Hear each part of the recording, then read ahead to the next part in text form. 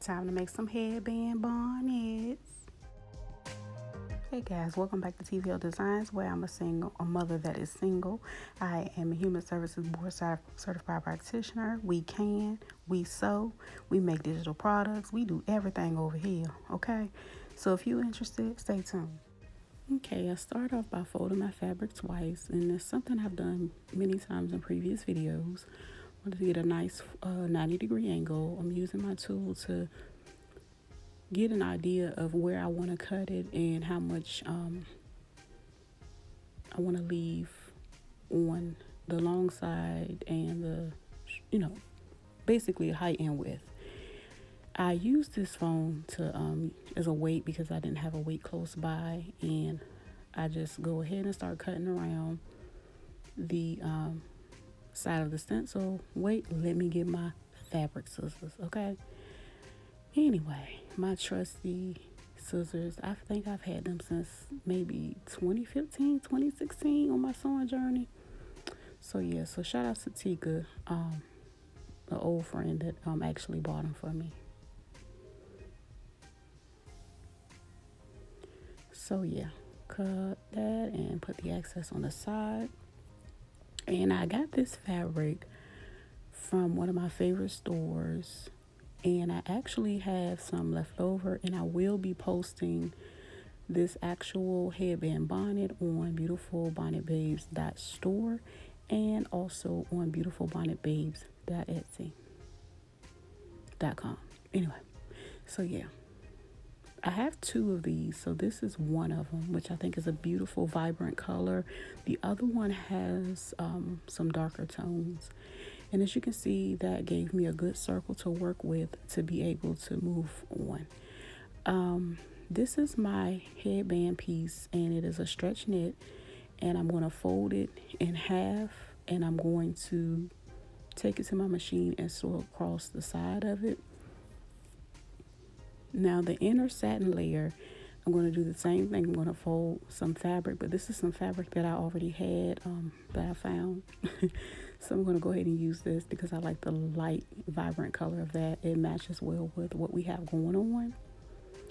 And I'm going to basically trace the previous one.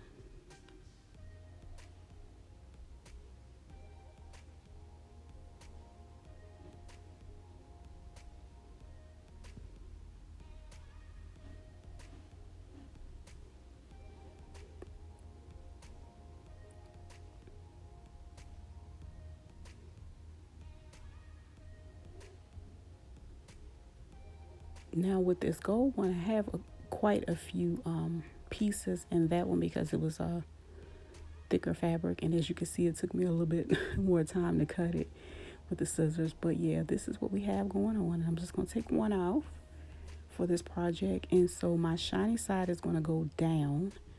So basically I'm going to leave the dull side facing, it's like dull side facing each other, so each of the good sides won't be touching in this project. And of course, we're working with this fabric. I will be finding my lint brush soon. So I'm going to add some pins to this one. It's not mandatory, however you can take it, and I'm doing it because I just didn't want anything to shift around while I was preparing for my next steps.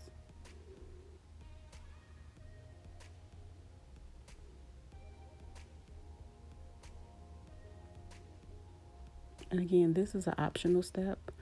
You can leave it the way, you can just fold it to the side and move on.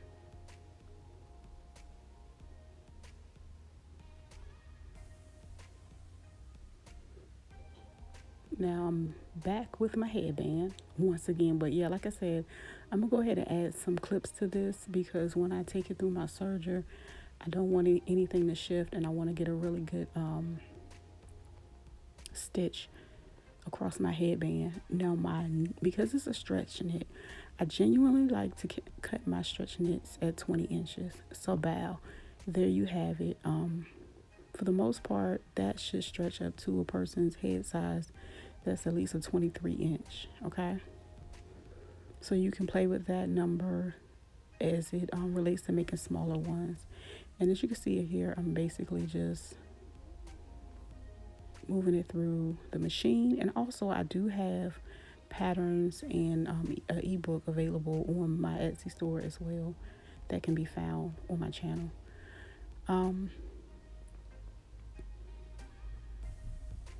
So I have it stitched, and what I like to do is fold it and basically use my clips to hold it in place. So again, I don't have to worry about it shifting and moving around when it's time for me to join the two fabrics together, and I can get a really good stitch and hold the first time around on my serger, because it's going to be like trying to sew through 3 layers, and you want to make sure that you don't miss a layer, because it's a nightmare. Yeah.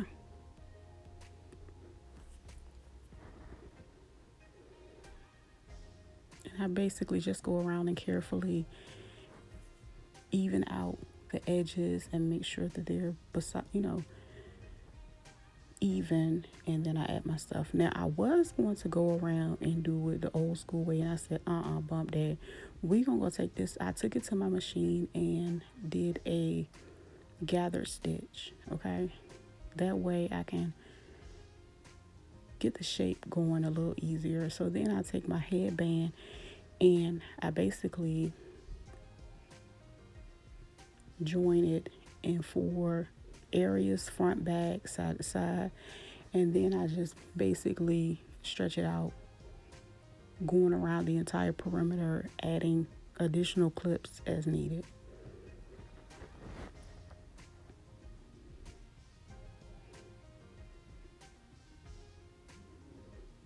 Doing it that way is easier to add the clips in between parts, instead of just going from one side all the way around, because you have to do way more adjusting if you do it that way.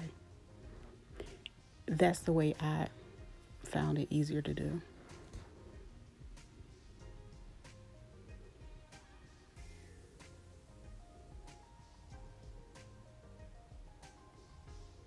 And honestly, you can add as many or less wonder clips as needed. As time go on, you'll be a pro and you won't even need as many, okay?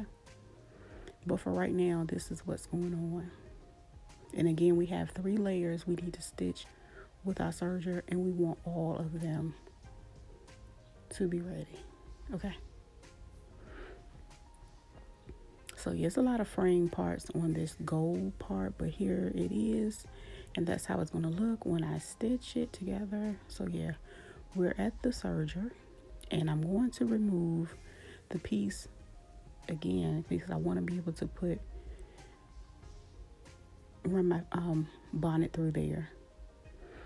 And to get started, normally you have to move at least 3 or 4 of the clips out of the way. So just hold on to it, or you can put a pin in there to hold it if you worry about it shifting out of the way. And yeah, and I just basically start from one end and I go around all the way to the other end. And that's it.